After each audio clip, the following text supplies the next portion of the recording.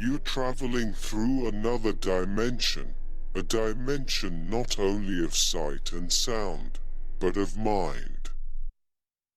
A journey into a wondrous land of imagination. Next stop, the Hole of the Rabbit. Wailing at the Wilga Waterhole. By Bill Beattie in the Roma Advertiser 1947.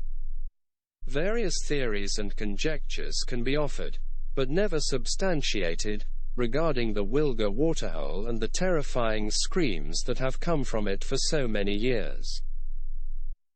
The Wilga Waterhole is part of the wandering Barcoo Waterway, near Riven Station, on the way to Isis Ford, in central western Queensland. It is said that the noises were first heard by white men more than 80 years ago.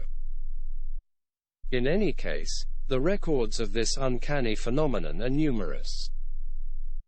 Many years ago, when the extraordinary screams and cries that occur at night in this waterhole of the Barcoo River were first heard by a party of bushmen, the story arose that they were made by a bunyip. As was inevitable, a long controversy began as to whether there ever was such a creature, but even the fabulous bunyip was never credited with emitting such yells and blood-curdling screams as came from the Wilga Waterhole, if the accounts of various people are to be believed.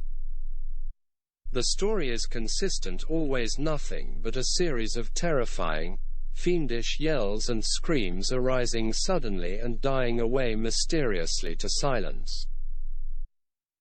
It is on record that more than 50 years ago a couple of shearers, on their way to a station in the Longreach district, camped by this waterhole one fine summer evening. Though it was dry weather, the Wilga Waterhole as usual was well supplied. After hobbling their horses, and leaving them to graze, the two men made tea over their campfire, ate their damper and salt beef, and smoked and yarned for some hours.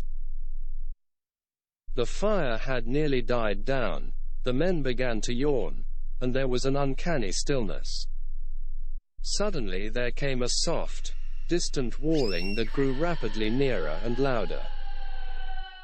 To the astonished men the cries appeared to be in different keys, devilish, unearthly shrieking, such as no human voices ever uttered. One thing was certain: the screaming, now ringing in their ears at deafening pitch, was coming from the waterhole. The shearers thought their eardrums would burst, but they were too terrified to move.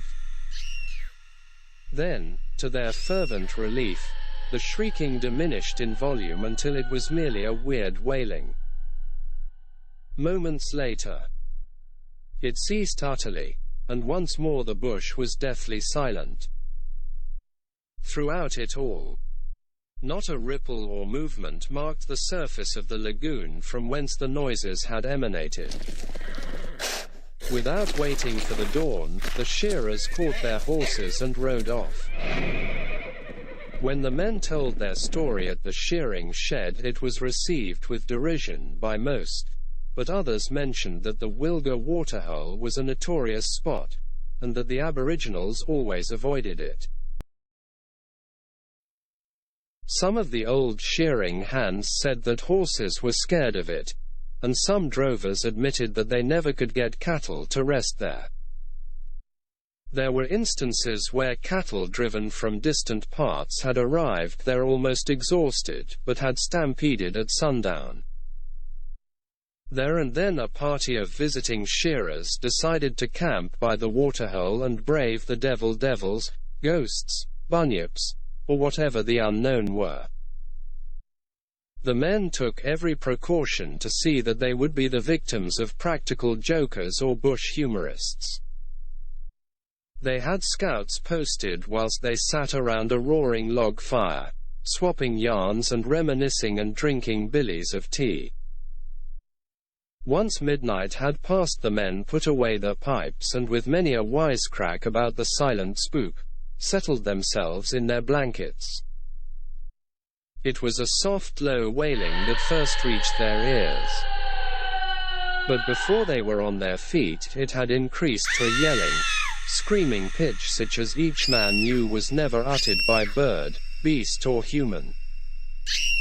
The shearers decamped in a body, some not even waiting to pick up their blankets.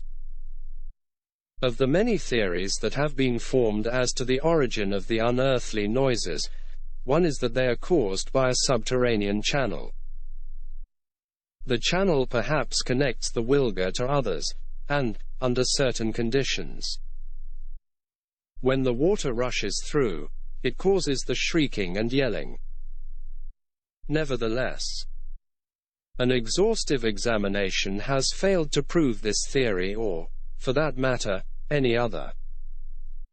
So the wailing at the Wilga Waterhole continues to hold its mystery.